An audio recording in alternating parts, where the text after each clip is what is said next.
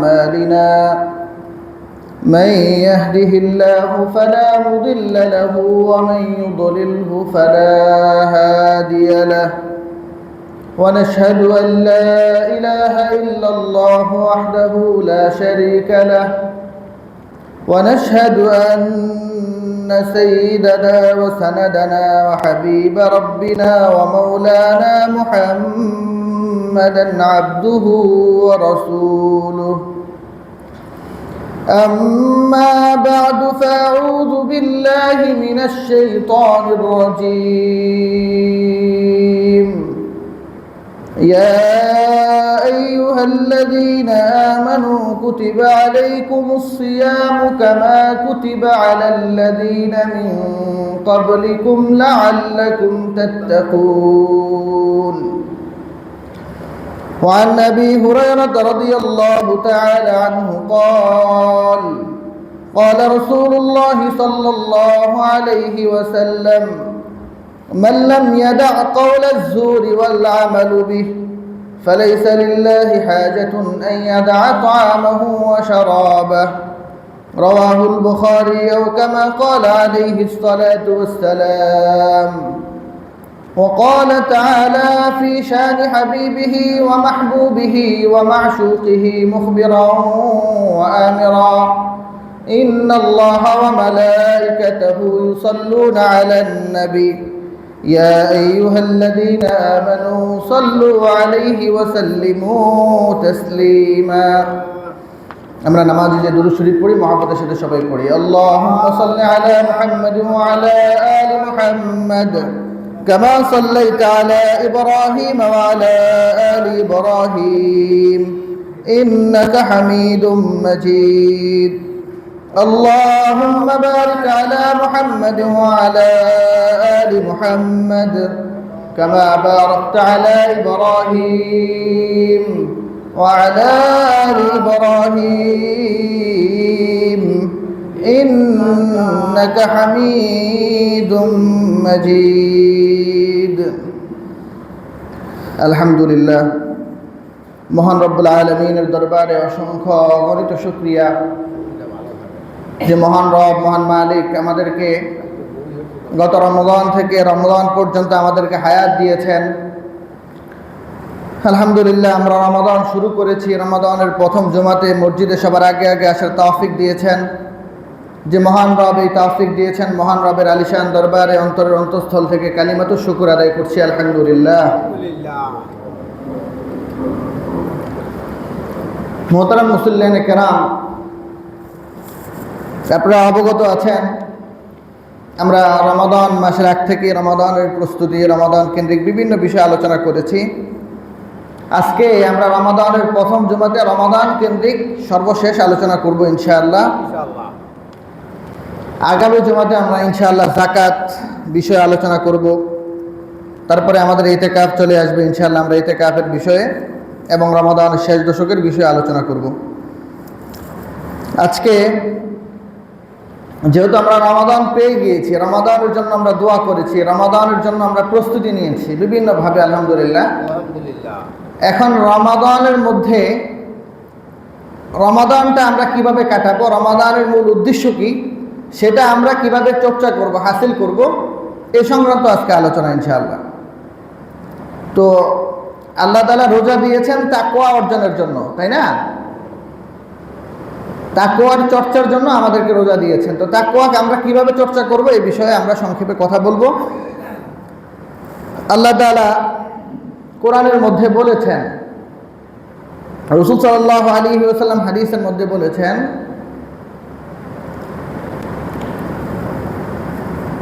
মুসনাদ আহমদের মধ্যে আসছে বিশুদ্ধ সূত্রে বর্ণিত, লা ফাদলা লিল আরবি আলাল আজামি ওয়ালাল আরবি ওয়ালাল আজামি আলাল আরবি ওয়ালাল আহমারি আলাল আসওয়াদ ওয়ালাল আসওয়াদি আলাল আহমার ইল্লা বিত্তাকওয়া। রাসূল বলেন যে মানুষ হিসাবে একে অপরের উপরে মর্যাদাশীল, শ্রেষ্ঠত্ব, একে অপরের চাইতে সম্মানিত, এটা আরবি অনারবির ভিত্তিতে হয় না, যে আরবরা বেশি দামি অনারবরা কম দামি, এরকম নয়। চৌধুরী গোত্রের মানুষ বেশি দামি আর বকাউল গোত্রের মানুষ কম দামি, এরকমও নয়। এবং আল্লাহ তাআলা বলেন যে যার চেহারা খুব সাদা ধবধবে লাল বর্ণ ফুটে ওঠে, সেও কালোর উপরে কোনো প্রাধান্য পাবে না। আবার কোনো কালো ব্যক্তিও কোনো লাল সাদা বর্ণের মানুষের উপরে প্রাধান্য পাবে না। আল্লাহর কাছে প্রাধান্য পাওয়ার মৌলিক বিষয় হলো তাকওয়া। আল্লাহ তাআলা স্বয়ং কালামে হাকিমের মধ্যে সূরাতুল হুমাযার মধ্যে বলে দিয়েছেন, সূরাতুল হুজুরাত আয়াত নম্বর 13 আল্লাহ বলেছেন, ইন্না আকরামাকুম ইনদাল্লাহি আতকাকুম। আল্লাহ বলেন যে আল্লাহ তাআলার কাছে ইন্না আকরামাকুম, ইন্না মানে নিশ্চয়ই, আকরামাকুম তোমাদের মধ্যে অধিক সম্মানিত আল্লাহর কাছে ইসমে তাফজিলের সিগা, যা অন্যের তুলনায় অধিক আধিক্য বোঝায়। তো আল্লাহর কাছে অন্যের তুলনায় সবচেয়ে বেশি সম্মানিত যার মধ্যে আতকাকুম, তোমাদের মধ্যে যে বেশি মুত্তাকি। তোমাদের মধ্যে যে বেশি মুত্তাকি আল্লাহর কাছে সে বেশি দামি, সম্মানিত। তাইলে আল্লাহর কাছে কালো সাদার ভিত্তিতে দামি হওয়া যায় না। হাদিসের মধ্যে আমরা শুনেছি কোন গোত্রের ভিত্তিতেও আল্লাহর কাছে দামি হওয়া যায় না, আরব অনারবের ভিত্তিতেও দামি হওয়া যায় না। তো আল্লাহর কাছে দামি হওয়ার মৌলিক মাধ্যম হলো তাকওয়া। আর তাকওয়া এটার অনেক বড় গুণ আছে, অনেক বরকত আছে, অনেক ফজিলত আছে। আল্লাহ তাআলা বলেছেন সূরাতুত তালাকের মধ্যে, وَمَن يَتَّقِ اللَّهَ يَجْعَل لَّهُ مَخْرَجًا وَيَرْزُقْهُ مِنْ حَيْثُ لَا يَحْتَسِبُ। আল্লাহ বলেন ওয়ামান ইয়াত্তাকিল্লাহ, যে আল্লাহকে ভয় করে, যে তাকওয়া অর্জন করে, ইয়াজআল লাহু মাখরাজা, সে যত বিপদেই থাকুক না কেন, যত মুসিবতের মধ্যেই পড়ুক না কেন, দুনিয়া এবং আখিরাতের সমস্ত মুসিবত থেকে আল্লাহ তাআলা তাকে তাকওয়ার গুণ যদি তার মধ্যে থাকে, তাকওয়ার গুণের কারণে আল্লাহ তাআলা তাকে বের করে দিবেন, মুসিবত থেকে বিপদ থেকে বের হওয়ার রাস্তাকে সহজ করে দিবেন। বিপদে পড়ে আল্লাহর কাছে বলবে, বাস আল্লাহ তাকে রাস্তা বের করে দিবেন। বিপদে পড়বে না এরকম কথা নাই। হাদিসের মধ্যে আসছে যে বেশি মুত্তাকি, যে বেশি ঈমানওয়ালা, তার কাছে তার বিপদ তত বেশি আসে। কিন্তু বিপদ থেকে বের হওয়ার রাস্তা কে সহজ করে দেন? আল্লাহ সহজ করে দেন। ওয়ারযুকহু মিন হাইসু লা ইয়াহতাসিব। আল্লাহ বলেন যে আল্লাহ তাআলা রিজিকেরও ফয়সালা করে দিবেন এমন জায়গা থেকে যে সে চিন্তাও করতে পারবে না। ওয়ারযুকহু মিন হাইসু, সে এমন জায়গা থেকে রিজিক আসবে সে ধারণাই নাই যে অমুক জায়গা থেকে তার এতগুলি রিজিক চলে আসবে আর এই বিপদটা এভাবে শেষ হয়ে যাবে। সে বিপদে পড়ে আছে, সে পেরেশানগ্রস্ত যে হ্যাঁ হ্যাঁ এই বিপদ থেকে উদ্ধারের জন্য আমার এতগুলি টাকা প্রয়োজন, এতগুলি জিনিস প্রয়োজন, কোথা থেকে আসবে? হঠাৎ করে আল্লাহ এক জায়গা থেকে ব্যবস্থা করে দেন, যেখান থেকে সে এটা ব্যবস্থা হবে এটা তার মনের মধ্যে বিন্দু পরিমাণ ধারণাও ছিল না, ওখান থেকে আল্লাহ ব্যবস্থা করে দেন। এটা আল্লাহর ওয়াদা। কার দিলের মধ্যে আল্লাহ তাআলা ঢেলে দিয়ে ব্যবস্থা করে দিবেন, অথবা আল্লাহ তাআলা গায়েব থেকে ব্যবস্থা করে দিবেন, এটা আল্লাহ তাআলাই জানেন। এরপরে আল্লাহ বলেন তাকওয়া যার মধ্যে থাকবে তাকে আল্লাহ তাআলা ফলাফল 2 গুণ দিবেন, দ্বিগুণ করে দিবেন তার ফলাফলকে, তার ফল ফসল ইত্যাদির মধ্যে আল্লাহ তাআলা দ্বিগুণ করে দিবেন। আল্লাহ তাআলা বলেছেন সূরাতুর রহমানের মধ্যে, আমরা আয়াত মুখস্থ পারি, ওয়ালিমান খাফা মাকামা রাব্বিহি জান্নাতান ফাবিআইয়ি আলাই রাব্বিকুমা তুকাযযিবান। আল্লাহ বলেন ওয়ালিমান খাফা মাকামা রাব্বিহি, যে আল্লাহর সামনে দাঁড়াতে হবে এটাকে ভয় পায়, ওয়ালিমান খাফা মাকামা রাব্বিহি জান্নাতান, আল্লাহ তাকে 2 জান্নাত দিয়ে দিবেন। জান্নাতুন মানে একটা জান্নাত, জান্নাতান মানে দ্বিগুণ, তাসনিয়া ব্যবহার করেছেন। তো আল্লাহ তাকে দ্বিগুণ জান্নাত দিবেন। এর অর্থ হলো শুধু জান্নাতের মধ্যে দ্বিগুণ করবেন এমন না, এর অর্থ হলো একেবারে অভ্যন্তরীণ ভাবে যত ফলাফল আছে, যত পুরস্কার আছে, ওগুলিকে আল্লাহ তাআলা বাড়িয়ে দ্বিগুণ করে দিবেন। এখন তাকওয়া কি জিনিস অনেকবার বুঝিয়েছি, আজকে অন্য শব্দে বোঝানোর চেষ্টা করব।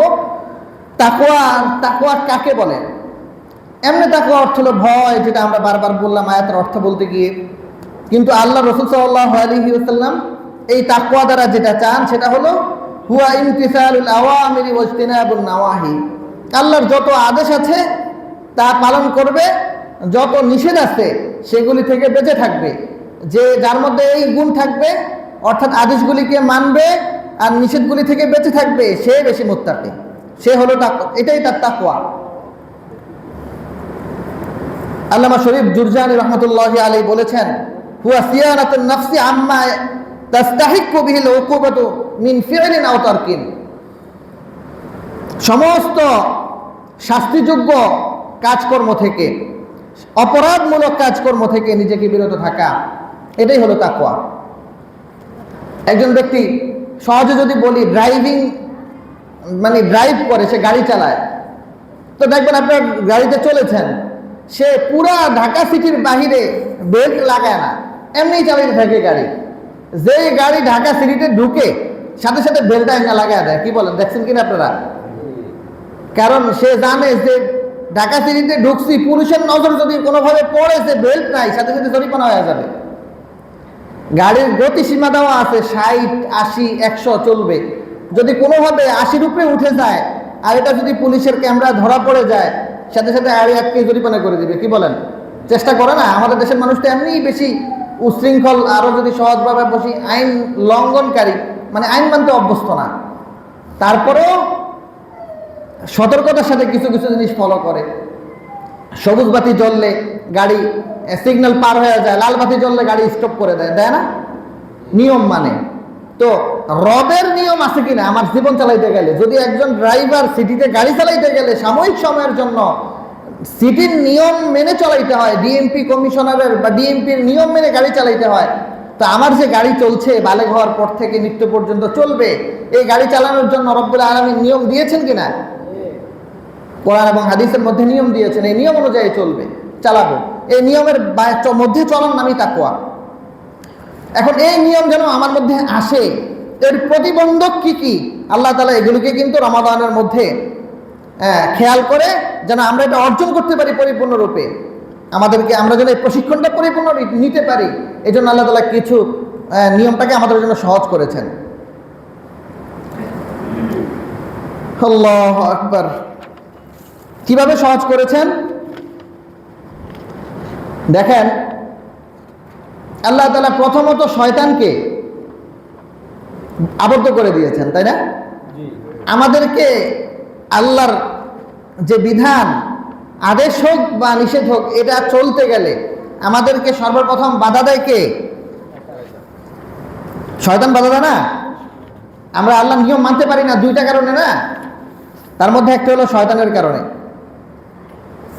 শয়তান আমাদেরকে ধোঁকা দেয়, শয়তান আমাদেরকে ধোঁকা দিয়ে জাহান্নামের পথে নিয়ে যায়, জান্নাতের পথ থেকে দূরে সরিয়ে নিয়ে যায়। আর আল্লাহ বলে দিয়েছেন, ইন্নাহু লাকুম আদুউম মুবিন, নিশ্চয়ই শয়তান তোমাদের স্পষ্ট শত্রু। ওয়ায়ামুরুকুম আনিল ফাহশা, আল্লাহ আবার বলেছেন যে শয়তান তোমাদেরকে নির্দেশ দেয় তোমরা যেন ফাহিশা কাজ করো, অন্যায় কাজ করো। তাহলে অন্যায় কাজ আমরা যেন না করি, আমরা যেন অন্যায় কাজটা বন্ধ করতে পারি। তো আমাদের এই অন্যায় কাজ বন্ধ করার জন্য আমাদের যে প্রকাশ্য শত্রু আছে, এই শত্রুকে আল্লাহ প্রথমত অসুদ্দিফাতিশ শায়াতিন, আল্লাহ তাআলা রমাদানের প্রথম রাত্রিতেই শয়তানকে আবদ্ধ করে দিয়েছেন। কি বলেন, দেন না? আমরা গত জুমাতেও বলেছি, হাদিসের মধ্যে আসছে, রাসূল সাল্লাল্লাহু আলাইহি ওয়াসাল্লাম বারবার বলেছেন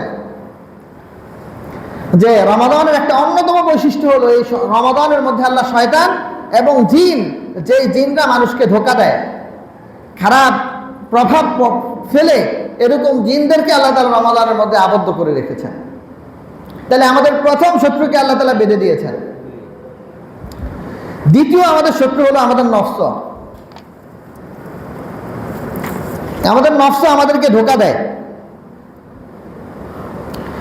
কি জন্য ধোঁকা দেয়? যেন আমরা অপরাধ করতে পারি। আল্লাহ বলেছেন, ইন্নান নাফসা লাআম্মারাতুম বিসসু, নিশ্চয়ই তোমাদের মনের মধ্যে একটা শয়তান আছে।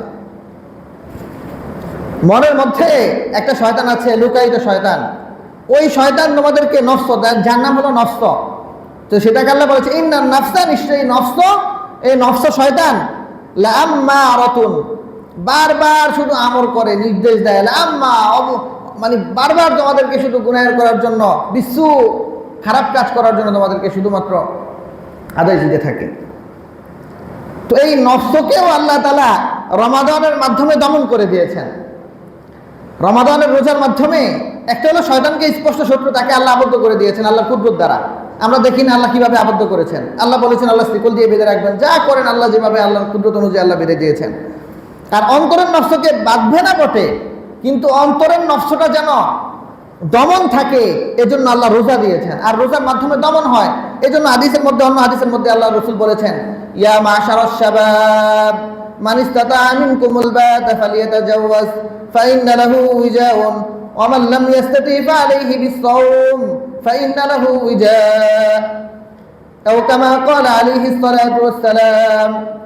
আল্লাহ রাসূল সাল্লাল্লাহু আলাইহি ওয়াসাল্লাম বলেন, ইয়া মাশারাশ শাবাব, হে যুবকরা, মান ইসতাতা মিনকুমুল বাত, তোমাদের মধ্যে যার এতটুকু সক্ষমতা আছে যে সে বিবাহ করলে স্ত্রীকে ভরণ পোষণ দিতে পারবে এবং মহরে মুআজ্জাল মানে উপস্থিত সাময়িক মহর দিতে পারবে, পুরো মহর নয়, মহরে মুআজ্জাল মানে যেটা এখন নগদ উসুল দেওয়ার কথা, এই উসুল মহর দিতে পারে, এতটুকু সক্ষমতা যে এই পুরুষের মধ্যে আছে এবং সে বিবাহ করলে স্ত্রীকে ভাত কাপড় দিতে পারে, আমাদের দেশে ভরণ পোষণ দিতে পারে, এতটুকু সক্ষমতা থাকলে সে যেন বিবাহ করে নেয়। আর যদি তার একটুকু সক্ষমতা না থাকে, কিন্তু মনের মধ্যে গুনাহের প্রতি খুব বেশি পড়াশোনা তৈরি হয়, তাহলে সে যেন রোজা রাখে। ফাইন্না লাহু উইজা, কারণ রোজার মধ্যে আল্লাহ এমন এক প্রতিভা দিয়েছেন, এমন এক শক্তি দিয়েছেন যে এই শক্তি তার খাহেসাতকে, তার নফসকে দমন করে রাখতে পারে। তাহলে স্বাভাবিক নফল রোজা এই বিধান, তো ফরজ রোজা আমাদেরকে লাগাতার আমরা রাখছি আলহামদুলিল্লাহ। আজকে ষষ্ঠ রোজা আমরা রেখে ফেলেছি। এই ষষ্ঠ রোজার মধ্য দিয়ে রমাদানের প্রথম দিন থেকে এই পর্যন্ত আমাদের শরীর নফস কাবু হয়ে গেছে না বিভিন্নভাবে, আলহামদুলিল্লাহ। কি বলেন, হয়েছে কিনা? এটা যত আরো বেশি করব, প্র্যাকটিস যত ভালোভাবে করব, তত বেশি হতে থাকবে। তাহলে রমাদানে যেন আমরা এই তাকওয়া অর্জন করতে পারি। আমাদের প্রকাশ্য শত্রুকেও আল্লাহ আবদ্ধ করে দিয়েছেন, আমাদের অন্তরের শত্রুকেও আল্লাহ তাআলা রমাদানের মাধ্যমে দমন করে দিয়েছেন। আমরা রোজার মাধ্যমে এটা অর্জন করতে পারি। এখন এই রোজা এত সত্ত্বেও আমরা রোজা প্রথমত অনেক মানুষ রাখি না, আমাদের সমাজের অনেকে রাখে না। গত জমাতে বলেছি কিছু মানুষের জন্য আল্লাহ ছাড় দিয়েছেন, রোজা ছাড়ার ব্যাপারে ছাড় দিয়েছেন না? যেমন অসুস্থ হলে, মুসাফির হলে, যে মহিলারা গর্ভবতী তাদের জন্য যদি সেটা বাচ্চার ক্ষতির আশঙ্কা থাকে, এবং যারা দুগ্ধপানকারী মহিলা, যারা বাচ্চাকে দুধ পান মানে বাচ্চা দুধ পান না করতে পেরে সে ক্ষতির সম্মুখীন হবে, এরকম দুগ্ধদানকারী মহিলারাও কি করতে পারে, রোজা ছাড়তে পারে। এছাড়া বাকি সবাই রোজা রাখবে, কেউ রোজা ছাড়তে পারবে না। তাহলে আমরা রোজা কারা রাখতে পারবে না তাদের কথা বলেছি। এখন যারা রাখতে পারবে তারা রোজা ছাড়তে পারবে না, যাদের সক্ষমতা আছে তারা রোজা ছাড়তে পারবে না। অসুস্থ ব্যক্তি ছাড়তে পারবে যদি সেই অসুস্থতা রোজা ভাঙ্গার কারণের মধ্যে পড়ে, তারপরে রোজা আবার পরবর্তীতে রাখতে হবে। রোজার বিধানের মধ্যে এমন নাই যে এই রোজা ছেড়ে দিলে আর পরবর্তীতে রাখতে হবে না। মহিলারা অসুস্থ হলে নামাজ মাফ করে দিয়েছেন আল্লাহ তাআলা, যে কদিন অসুস্থ থাকবে এই কদিন নামাজ পড়বে না, কিন্তু রোজা পরবর্তীতে সুস্থ হলে রাখতে হবে। আয়েশা রাদিয়াল্লাহু তাআলা থেকে হাদিস বর্ণিত, রাসূল বলেন, কুফিফা আলাইকুমুস সালাত, তোমাদের উপরে রোজাকে আল্লাহ তাআলা হালকা করে দিয়েছেন, সালাতকে হালকা করে দিয়েছেন মানে মাফ করে দিয়েছেন, কিন্তু রোজাকে তোমাদের জন্য তাখির করে দিয়েছেন মানে বিলম্ব করে দিয়েছেন। এখন রাখবে না, পরবর্তীতে রেখে নিবা। তার মানে অসুস্থতার অজুহাত দিয়ে যদি এখন আপনি ছেড়ে দেন, এই রোজা রাখতে হবে না পরে আবার? কি বলেন? তাহলে আপনি রাখতে পারবেন কিনা পরবর্তীতে এই সক্ষমতা নিয়ে তারপর রোজা ছাড়বেন অসুস্থ হলে। হ্যাঁ, জটিল অসুস্থ হলে তো অবশ্যই ছেড়ে দেব। আর আরেক ব্যক্তির জন্য ছাড়ার সুযোগ আছে যে এত বার্ধক্য হয়ে পড়েছে যে তার রোজা রাখার আর সক্ষমতা নাই, হুঁশ ঠিক মতো নাই, থাকে না, এই ব্যক্তি রোজা ছেড়ে দিবে, তবে সে ফিদিয়া দিয়ে দিবে। অন্যরা ফিদিয়া দিলে হবে না, অন্যরা পরবর্তীতে কাজা করবে। আর এই বার্ধক্যজনিত অসুস্থতা যার মধ্যে, যে সুস্থই হবে না, সুস্থ হওয়ার সম্ভাবনাই নাই, তো সে তার পক্ষ থেকে ফিদিয়া দিবে। ফিদিয়া হলো একজন ব্যক্তিকে রমাদানের মধ্যে 2 বেলা যেন সে পেট ভরে খেতে পারে এই পরিমাণ আহার দিয়ে দেওয়া, অথবা এই পরিমাণ টাকা দিয়ে দেওয়া। এখন কোনো ব্যক্তি যদি ইচ্ছা করে রোজা ছেড়ে দেয়, রাখার পরে অথবা রাখা ছাড়া কি গুনাহ হবে? রাসূল সাল্লাল্লাহু আলাইহি ওয়াসাল্লাম একটা ঘটনা শুনিয়েছেন আমাদেরকে, আমরা সরাসরি ঘটনাটাই বলি। রাসূল সাল্লাল্লাহু আলাইহি ওয়াসাল্লাম বলেন, বাইনানা আনা নাইমুন, একদিন আমি ঘুমন্ত ছিলাম, ইয আতা রাজুলানে, আমার কাছে দুজন ব্যক্তি আসলো, ফাআখাযা বিসাবঈ, তারা আমার দুই হাতের মধ্যে, হাতের কবজির মধ্যে ধরলো, দুইজনের দুই পাশ থেকে ধরে, ফাতা বি জিবালান, আমাকে একটি পাহাড়ের মধ্যে নিয়ে গেল।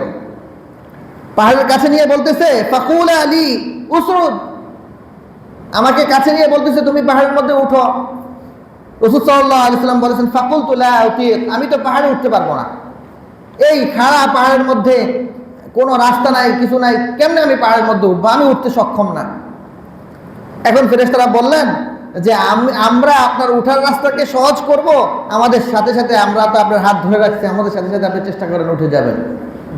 তো রাসূল সাল্লাল্লাহু আলাইহি ওয়াসাল্লামকে ফেরেশতারা পাহাড়ের উপরে উঠিয়ে নিয়ে গেল। তো পাহাড়ের উপত্যকার মধ্যে দাঁড়ানোর পরে রাসূল সাল্লাল্লাহু আলাইহি ওয়াসাল্লাম বিকট শব্দ শুনতে পেলেন, আওয়াজ, কান্নাকাটি, রোনাজারি, মানে বিভীষিকাময় এক শব্দের আওয়াজ আসতেছে, বিশাল বড় এক বাহিনীর আওয়াজ, চিল্লাচিল্লি, কান্নাকাটি, হইচই শুনতেছেন। তো জিজ্ঞেস করলেন, মা হাযিহিল আসওয়াত, এই দুইজন ভাইকে বলছেন যে এই আওয়াজ আসতেছে, আওয়াজ কোথা থেকে আসতেছে? ক্বালু হাযা হুয়া উরাউ আহলুন নার, তারা বলল জাহান্নামের পাপীরা যে কষ্ট পাচ্ছেন, চিল্লাচিল্লি করতেছেন, সেই কষ্টের আওয়াজ শুনছেন আপনি। বলছেন তারা কি অপরাধ করেছে যে অপরাধের কারণে তারা এই জাহান্নামের মধ্যে এত কষ্ট পাচ্ছে? তো ফেরেশতারা বলছেন, হুয়াল্লাযীনা ইফতিরুনা ক্বাবলা আন তাহিল্লা সিয়ামাহুম, তাদের রোজাকে মাগরিব পর্যন্ত পুরা করার আগেই তারা খেয়ে ফেলছে, ইফতার করে ফেলছে। অর্থাৎ তারা রোজা রাখে নাই, রোজা না রাখার কারণে এত বিকট শাস্তি দেওয়া হচ্ছে, যার আওয়াজ পাহাড়ের উপরে ওঠার কারণে আপনি নিজে শুনতে পাচ্ছেন। নাউযুবিল্লাহি মিন যালিক, আমরা এই আওয়াজ শুনতে আমরা এই শাস্তি সইতে পারবো? এই জন্য আমাদেরকে রোজা না রাখার অনেক কঠিন শাস্তির সম্মুখীন হতে হবে। 2 নম্বর, রাসূল সাল্লাল্লাহু আলাইহি ওয়াসাল্লাম বলেছেন, মান আফতারা ইয়াওমান মিন রমাদান মিন গায়রি রুখসাতিন ওয়ালা মারাদিন লাম ইয়াখজি আনহু সাওমুদ দাহরি কুল্লু ওয়া ইন সামা।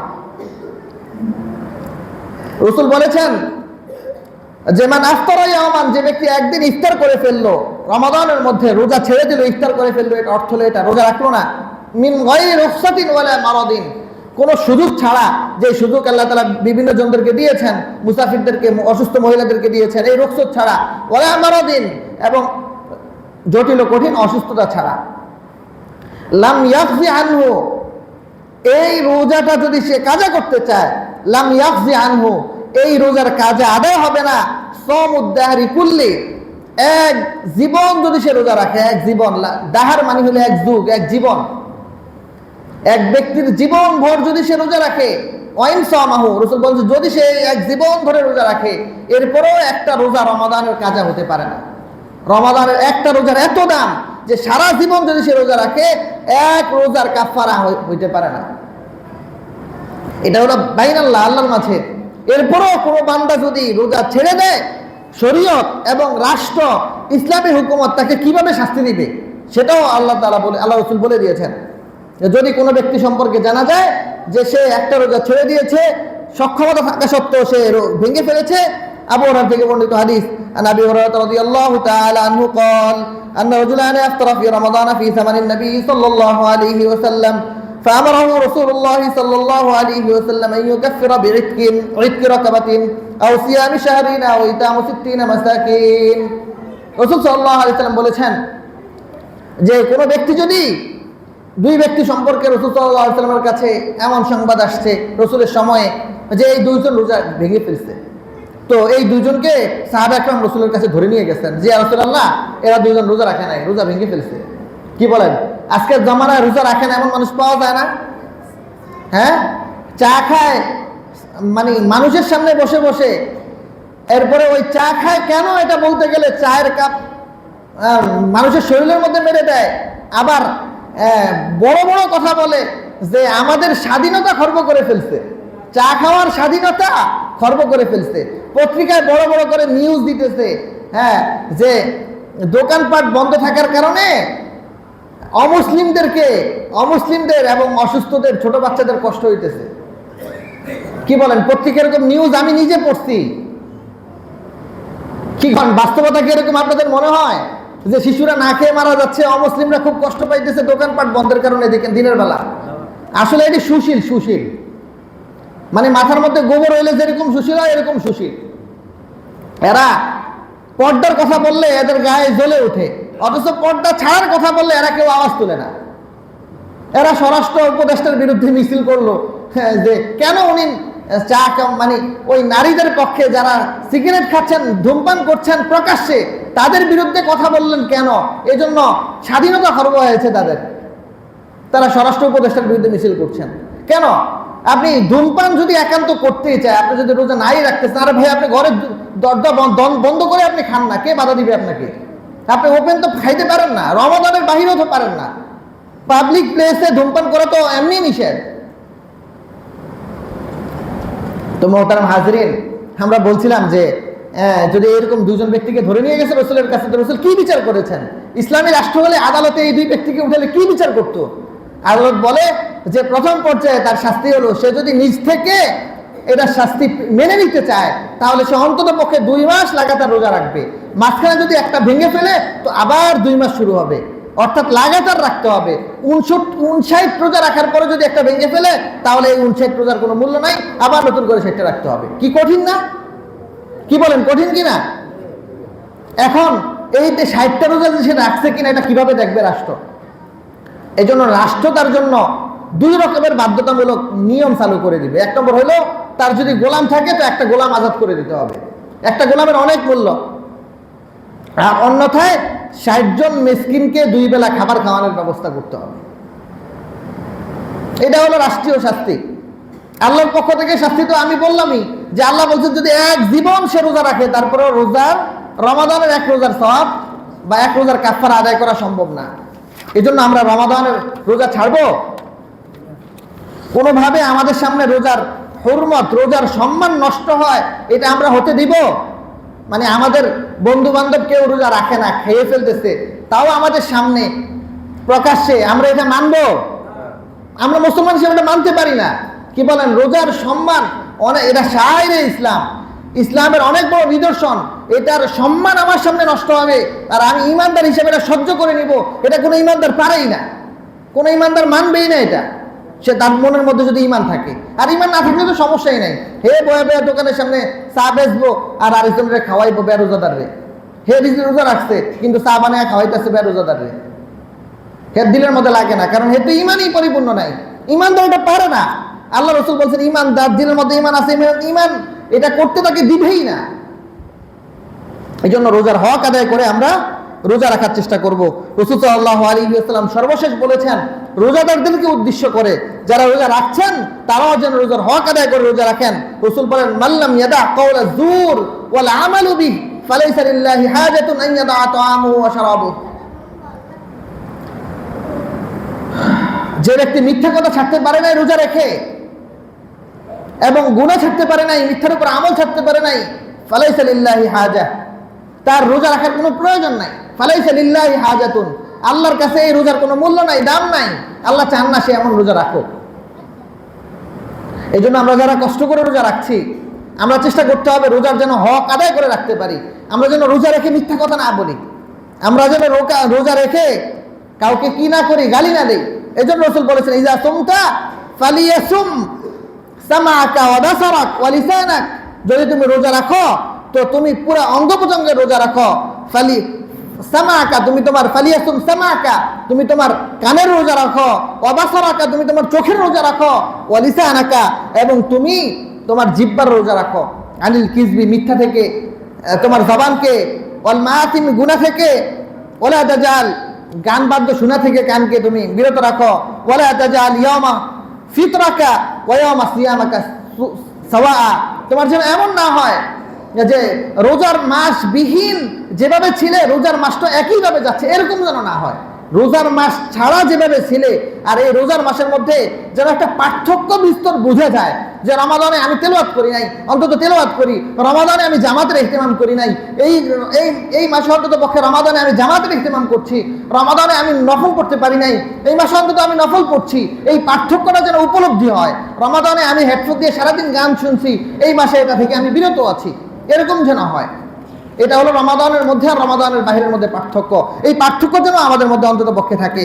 রাসূল সাল্লাল্লাহু আলাইহি ওয়াসাল্লাম সর্বশেষ হাদিসের মধ্যে বলেছেন, রুব্বা সাইমিন লাইসা লাহু সিয়ামুহু ইল্লাল জু' ওয়া রুব্বা কাইমিন লাইসা লাহু কিয়ামুহু ইল্লাস সাহর।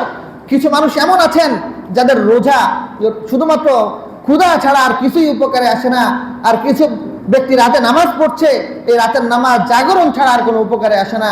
এজন্য মেরে আজিজ ও দোস্ত বুজুর্গ, আমরা যে রোজা রাখছি, এই রোজা রাখা যেন আমাদের কোয়ালিটিপূর্ণ হয়। আমাদের যে নামাজ পড়ছি, তারাবির নামাজ, এটা যেন কোয়ালিটিফুল হয়। এমন যেন না হয় যে ইমাম সাহেব দাঁড়িয়ে আছে, রুকু পর্যন্ত আমি পিছনে দিয়ে কথা বলছি, যেইনি আল্লাহু আকবার করে রুকুতে যাচ্ছে ওই আমি রুকুতের মধ্যে এসে দাঁড়ালাম, এরকম যেন না হয়। আল্লাহ রাসূল সুযোগ দিয়েছেন, অসুস্থ ব্যক্তি আর পারছে না, সে 10 রাকাতের পরে বাকি 10 রাকাত বসে পড়বে, কোনো সমস্যা নাই। সে 16 রাকাতের পরে আর বাকি 4 রাকাত পারতেছে না, সে বসে পড়বে। কিন্তু এটা সুযোগ নাই যে মসজিদে বসে বসে কথা বলবে কেউ কেউ আর কেউ কেউ নামাজ পড়বে, এটা হইতে পারে না। এই বিধান, এই সিস্টেম ইসলামী শরিয়ার মধ্যে নাই। হ্যাঁ, সে যদি নাবালেগ হয়, সে যদি পাগল হয়, সে পিছনে কথা বলবে, আওয়াজ করবে, এটাতে কোনো সমস্যা নাই। কিন্তু সে বুঝমান, এতটা সত্য, সে নামাজের বাহিরের মধ্যে থাকবে আর নামাজ চলবে, এই দুইটা একসাথে হতে পারে না। এটা নামাজের প্রতি অসম্মান। এজন্য আমরা আমাদের নামাজ যেন কোয়ালিটিফুল হয়, আমাদের রোজা যেন কোয়ালিটিফুল হয় যারা আমরা করছি, এজন্য আমরা চেষ্টা করব। কোয়ালিটি কিভাবে অর্জন হয় এটা আমরা সবাই বুঝি। আমরা পণ্যের ক্ষেত্রে, কেনার ক্ষেত্রে ভালো জিনিসটা কেনার চেষ্টা করি, ভালো কোয়ালিটি খোঁজার চেষ্টা করি। তো আমরা আমাদের ইবাদতটা আল্লাহর কাছে উপস্থাপন করব, তো কোয়ালিটিফুল করে দেওয়ার চেষ্টা করব না। আমি বিয়ের বাড়িতে, নতুন বিয়ের বাড়িতে যখন পিঠা পাঠাই, ওই পিঠাটা কেমন স্বাদ হয় বুঝে শুনে, প্রথম বেশ যদি দেখি নষ্ট হয়ে গেছে, পোড়া গেছে, ওটা আলাদা করে ফেলি, বেছে বেছে ভালোটা দেওয়ার চেষ্টা করি। আম দেওয়ার ক্ষেত্রে আমার আত্মীয়র বাড়িতে সব পচা আম, নষ্ট আম, ফাটা আমগুলি আলাদা করে ভালোটা বাছাই করে দেওয়ার চেষ্টা করি। তো আমার রবের কাছে আমি আমল পাঠাবো, এই রমাদানের মধ্যে একটু ভালোটা পাঠানোর চেষ্টা করবো না ইনশাল্লাহ? ভালো করে পাঠানোর চেষ্টা করবো না ইনশাল্লাহ? আল্লাহ আমাদের তৌফিক দান করেন। আমরা 5 ওয়াক্ত নামাজ জামাতের মধ্যে সাথে পড়বো। 5 ওয়াক্ত নামাজের পরে 33 বার সুবহানাল্লাহ, 33 বার আলহামদুলিল্লাহ, 34 বার আল্লাহু আকবার, ছোট্ট আমল। এটা আমরা অন্তত পক্ষে রমাদানের মধ্যে ধারাবাহিকভাবে করার চেষ্টা করব। আমরা 2-4টা সূরা যারা পারি না একান্ত মুখস্থ পড়ার চেষ্টা করব। কোরআন শরীফটা নিয়ে একটু চুমু খাইবো রমজানের মধ্যে, যে আল্লাহ এই মাসে আপনি কোরআনটা নাযিল করছেন, আমি তো পড়তে পারি না, শিখিও নাই, আল্লাহ এটা বুকে লাগাইলাম, একটু চুমা দিলাম, একটু ভালোবাসলাম, মহব্বত করে আবার রাখলাম রাখের মধ্যে, এতটুকু তো করতে পারবো। আল্লাহ আমাদের সবাইকে তৌফিক দান করেন। ওয়া আখির দাওয়ানা আলহামদুলিল্লাহি রাব্বিল আলামিন।